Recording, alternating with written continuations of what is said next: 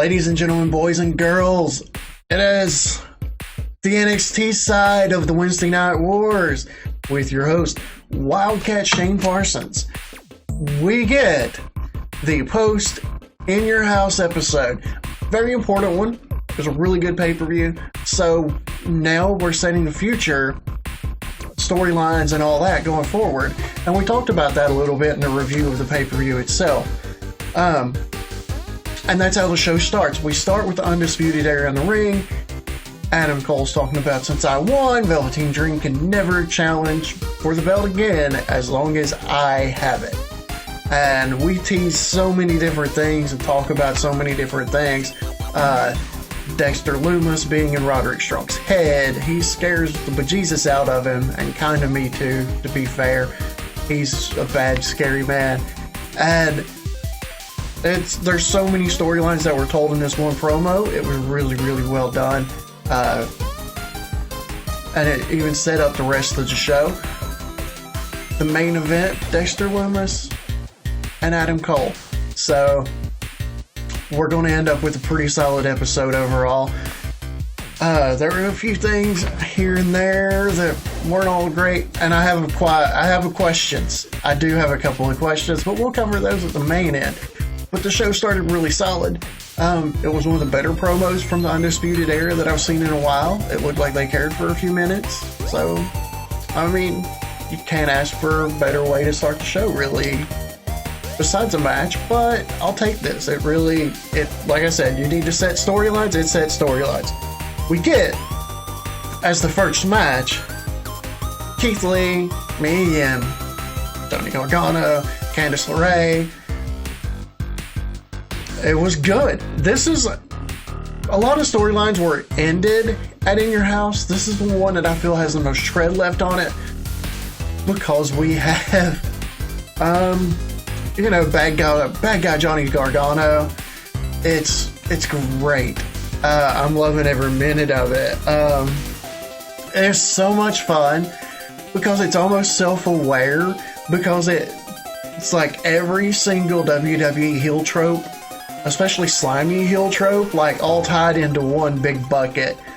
Like, think of every heel that there's ever been through the history of WWE that were, the slimy one, the sneaky one, and it's every single one rolled all up into one. I kind of expect him to, hand somebody $1 million to give him the belt. Hey, that's the only thing he really hasn't done yet to tick every box, but it's just so much fun. I love hating Johnny Gargano. I never thought I'd ever say that, but hey, it's wrestling in 2020, so we take what we can get. And there's a whole lot of crazy, silly. I'm glad that Mia Yim seems to be getting elevated by all of this. Like, she's the one that's gained the most, it appears. And Keith Lee loses. So they're, Keith Lee won at the pay-per-view. Johnny wins here, so they could technically say they're all tied up. And we can keep this going. Next, we have a package that's celebrating our new women's champ. That's right. We got a new women's champ. We talked about it last week. We're excited about it. Glad that they did something for the women's championship on this show. I mean, it's kind of nice to remember that the women's belt was talked about. They mention it a little more later, but we'll get to that. There's remember the tag team, Indu Shen? I can't read my own handwriting. Yeah, they debuted before WrestleMania. They finally made an appearance again, and they squashed the absolute mess out of somebody. They're a big, mean, nasty tag team. I mean, like the AOP and the big, bad, nasty tag teams of the past in NXT. Somebody need to fill the role, and they are, and they're doing quite well. We get I can't remember if it was before this match or after this match, but I'm going to mention it anyway. Rhea Ripley and Robert Stone having a little segment where he calls her a loser and she doesn't like it. And he calls himself a bigger loser. And he's like, we need to work together. Maybe we'll both quit being losers. Not sure that's how you recruit somebody, but hey, it's Robert Stone. What do you know? And she punches him in a very unpleasant place for gentlemen and gets thrown in a garbage can. So, it was a little promo. Rhea being disappointed that she lost her chance to get the belt back, which is fair. So, we've had Io on the show, and we had Rhea on the show. Do we get the champion that lost the belt on the show? We'll find out. Let's keep reviewing.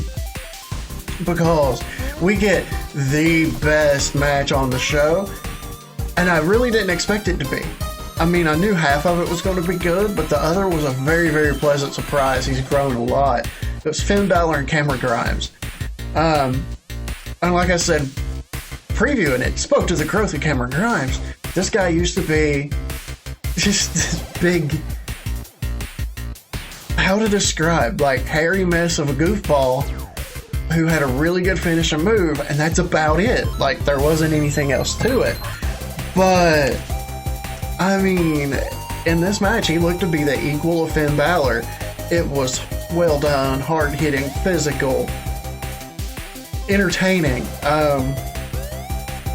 Even though he lost, like, it put him over in a big way. He went toe-to-toe. He controlled some of the offense, which was a big thing. Finn had to go for the coup de grace a second time.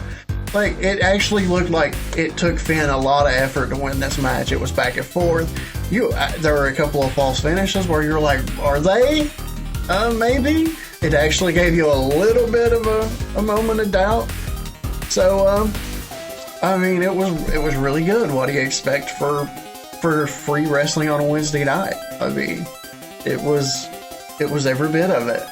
Some people I've seen on Twitter are complaining about what Finn Balor did after the match, but I like it. I might be the only one that likes it, but I like it. Finn Balor, he challenged Keith Lee for the North American title. A lot of people were like, well, this makes no sense. He should be going after the big belt. But, we've all been clamoring for somebody other than the people that Keith Lee's been feuding with for the North American title. We've wanted fresh blood in there. We've wanted a new name. We're getting Finn Balor, okay? He could legitimately challenge for the NXT title right now, and we would be like, okay, it's Finn. He deserves it. But he's challenging Keith Lee for the North American title. Yeah, it's a mid-card title, but this is going to make it a little more prestigious because it's a newer title. Hey, Finn Balor, probably arguably the greatest NXT champion of them all, wants this belt. Why? Because he's never had it before. Okay, I'll buy that. It's not the greatest of reasons, but at least it's a legitimate reason. That's more than we usually get in wrestling, right? He at least said, look, I've never held the belt before. I want it. Okay, that's good enough motivation for me. At least somebody, seems to want their belt. Anyway, that's a rant for later. There's a promo for Timothy Thatcher in there. I thought it was a weird commercial, but turns out he's starting a wrestling school, and he was talking about it, so it's brief. It seemed a little weird, but it was a promo. He was on the show. Yay. We got a match. Casey Catanzaro versus Dakota Kai. I love Casey. Her grit, her toughness. She sells like nobody's business. She's tiny. Barely taller than the ring ropes. Unfortunately, though, Dakota Kai needed the win because of what happened at In Your House. And Raquel Gonzalez was, of course, there. After Dakota wins, they decide that they're going to beat up Casey in the ring. And then Casey gets out of the ring, finds some safety, because Caden Carter comes down. Of course, Caden Carter beats Raquel Gonzalez. They get beat down. There's going to be a tag team match next week. So, hey, we're telling a story. We're going forward. Dakota Kai immediately challenged Io Shirai after the match. So, that's some good long-range storytelling there as well. I don't know. I'm a fan of Casey. I think that they could really do some babyface in trouble, kind of. She's very sympathetic because of her size, because of her grit. She's somebody that could be a babyface champ star down the road. And I hope maybe that's where they're going with it. But, I don't know. Tell me if I'm wrong. That's what the comment box is for down there. El Hijo, we get a segment. El Hijo del Fantasma is in the ring and he's celebrating winning the belt. And Drake Maverick comes down and they start talking. And, well, El Hijo del Fantasma has a new name. And his face mask got taken off.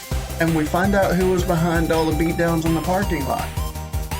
But this was such a fun, well done segment. I'm not going to spoil it for you. Go watch it. It was very old school in how it was done, and I love that about NXT sometimes, that they will throw it back to the more 80s NWA type feel as far as how to set up these moments. So I'm not going to ruin this for you. It was really that good. And then at the end, we get the match we've long been promised, Adam Cole versus Dexter Lumis. We knew going into this, Dexter Lumis wasn't going to win. But the match still did a whole lot of things. There were moments that were very WWE cliche that they always do, like they threw the dart and we're getting distraction finish, which makes sense because the Undisputed Era, there's 3 guys versus the one Dexter Lumis. And granted, Dexter had him struggling because every time Adam Cole would come up with an answer for what Dexter was doing in the ring, Dexter was one step ahead. It's like that old Roddy Piper, just when they think they got the answers, I change the questions. Those kind of deals. At one point in time, Dexter ends up out of the ring, and the 2 Undisputed Era guys go over, and I guess they're going to attack him. Adam Cole's looking at the side. Dexter just goes under the ring and comes back up behind Adam Cole, and doing that weird knee slide, semi-slither creepiness in the ring. I don't think he said a word, and the character just works because he looks insane. And he's a really good worker. He had Adam Cole in his finisher, and of course the numbers advantage helped Adam Cole to hold on to the belt. He attacks Adam Cole after, gets beat down because it's 3-on-1. Velveteen Dream comes out to help. Dexter Lumis chases Roderick Strong out because they've been teasing that he's scared of him thing. And that's just good storytelling. Fish is fighting with Dream and they leave. And then the lights go dark. And Adam Cole's standing there in the ring alone, like he's waiting for his music to come back on, but it doesn't. There's fog, there's smoke, there's Scarlett Bordeaux, who starts walking out. And she walks through the ring, doesn't say anything. Everything is still black. She sits down an hourglass on the edge of the ring, flips it over, and we get this really cool shot of the hourglass and Adam Cole in the background. And she just walks back to the back, turns around, looks at him and smile, and we see Karrion Kross's logo come up on the screen. I guess this is the feud we're getting next for the NXT title. And it makes every bit of sense in the world. He just demolished Tommaso Ciampa, who is one of the top 3 guys in NXT. So why not go straight after Adam Cole in the belt? And the way they booked him, it makes absolute perfect sense. And speaking of booking that doesn't make a lot of sense, and I think I figured out exactly why the WWE has a Charlotte Flair problem. And this show showed me exactly why they have a Charlotte Flair problem. This week especially. So she loses the Women's Championship for NXT Sunday on the pay-per-view. Monday, she's on Raw, fighting and feuding with Asuka, who happens to be the Raw Women's Champion. Well, fast forward to last night on NXT, we do a video package with Io Shirai holding the belt that Charlotte just lost Sunday. Rhea Ripley's angry that she lost the match. So, if the belt actually meant anything to Charlotte, why wasn't she on this show trying to set up a match to get her belt back? Because she didn't even lose the match. She had Ripley in the figure 8, and Io Shirai stole it by pinning Ripley. So why isn't she mad about losing the belt? Look, I get this is all storyline and crazy, and, we're supposed to suspend disbelief for a little bit. But if the belt is the highest thing you can get in your profession, shouldn't you at least act a little bit mad that you lost it? Or do you realize that your last name is going to get you every opportunity that you want, so it doesn't hurt your feelings a bit to lose the belt? And I think that's the disconnect between her and the fans. Like, you just lost the championship. Why don't you act like you care? Oh, wait, because you're just going to go and get another one off of somebody who's worked and earned it and is a fan favorite at this point. Like, Asuka has been the MVP of this empty arena era. But I think that's really the big disconnect with Charlotte. I figured what better spot to put it at the end of the NXT thing, because I really expected it. I expected her to be here. She was on Raw, and it made no sense in the world when she should have been on NXT saying, I want my belt back. I never actually lost it. I don't know. Just me. The psychology of the sport is one of the things I love about it. And that made no sense in the world to me. Anyway, thank you guys for listening. If you like what we're doing, please give us a like. Subscribe even. That way you'll know when we're on here ranting again. Tell me I'm wrong. Maybe about the whole Charlotte thing. Maybe some people are really big fans. I can see why. She's athletic. Her matches with Asuka are always really, really good. I don't dislike Charlotte the performer. The character just makes no sense to me at all.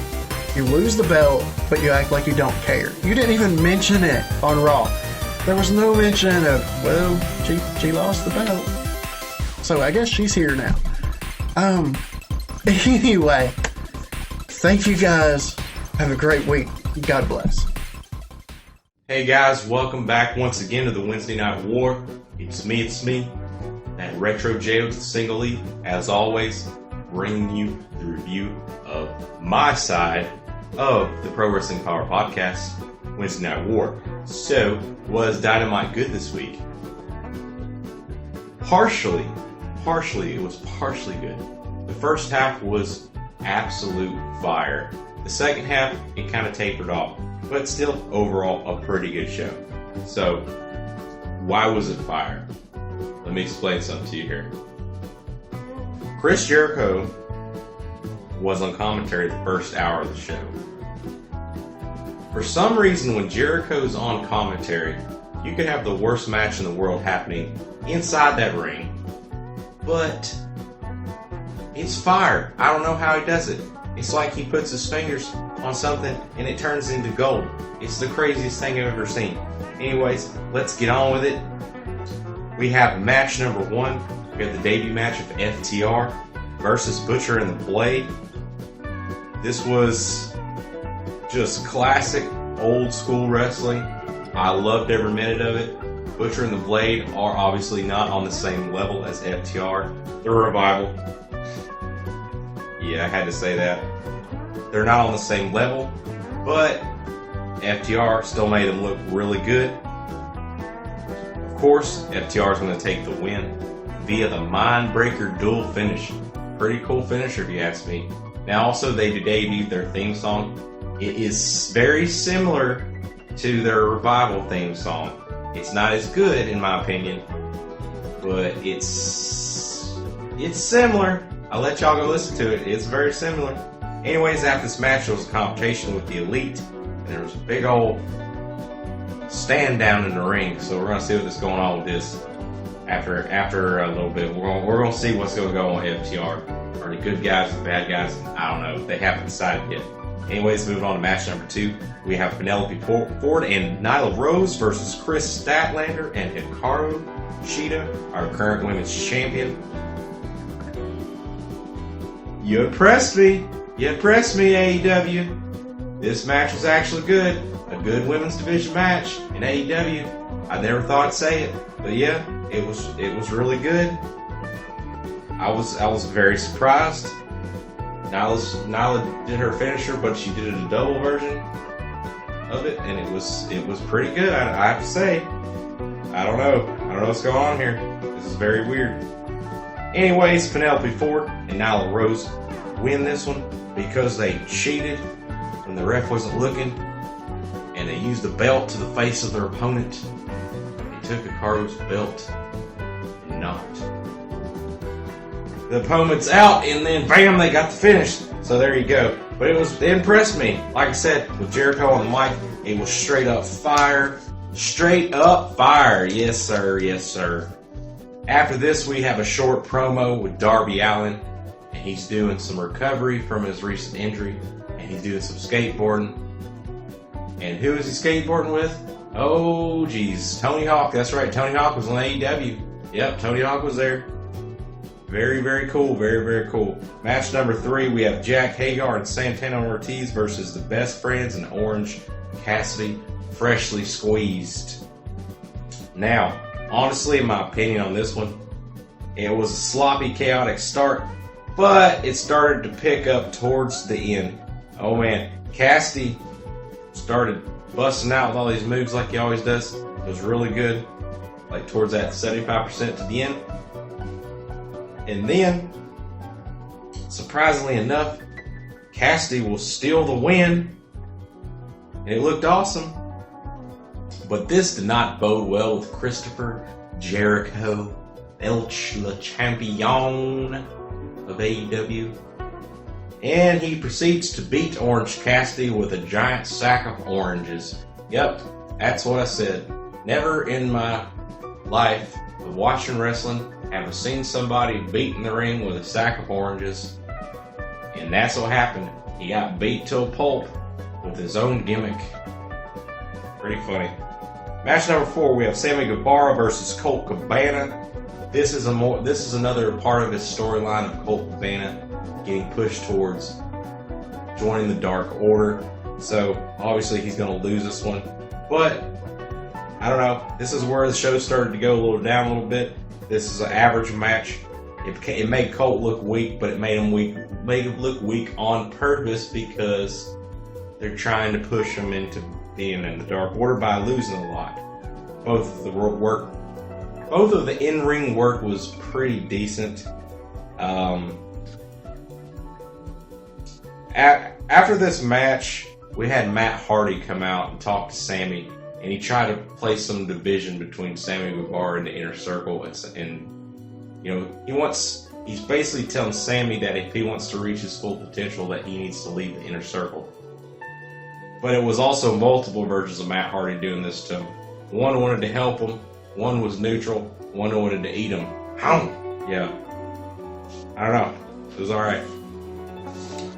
Then we get a promo with Mox, our champion, outside talking to who was his name? Marquez. He's outside and he's doing an interview, a little quick short interview, and of course Brian Cage runs up from behind and attacks him and puts him through the back of a car window. Hey, wait, where did we see this? Oh, that's right, in your house, Adam Cole. Yeah, I don't know. I don't think they should have done that. It almost seemed too much of a copy. So even though it was a promo, not a match, it's too close together. Y'all gotta be careful of that. You know, your copy stuff. Anyways, the final section of the night, we have the TNT Championship again, because we're doing these every single week. Cody's going to defend this belt every single week, which I think is pretty cool. It was Cody versus Mark Quinn of Private Party. Compared to last week with Jungle Boy, the Jungle Boy match was awesome. This one, not so good. It was not so good, I'd have to say. There were some good spots of creativity in it, because in the beginning of the match, Cody basically injured Mark Quinn, and he sold it the whole match. He sold that injury the entire match, which is exactly what you want to do as a good wrestler. But still, it made the whole match not that great. It wasn't fun to watch, not very exciting. It just seemed like a drawn-out squash, pretty much. Anyways, Cody will win this by submission with the ankle lock to that injured leg that he injured in the beginning. After this, Jake Hagar attacks Cody, and then Hardy comes to save the day.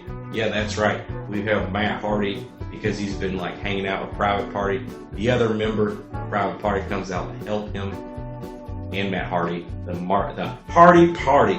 Yep, that's right. That's all that happened on Dynamite. Like I said, it was a pretty good show. That last match, though, I was kind of disappointed in. But they're not all winners. But sometimes they're all, so you never know. Anyways, y'all stay safe out there. And remember to keep it retro.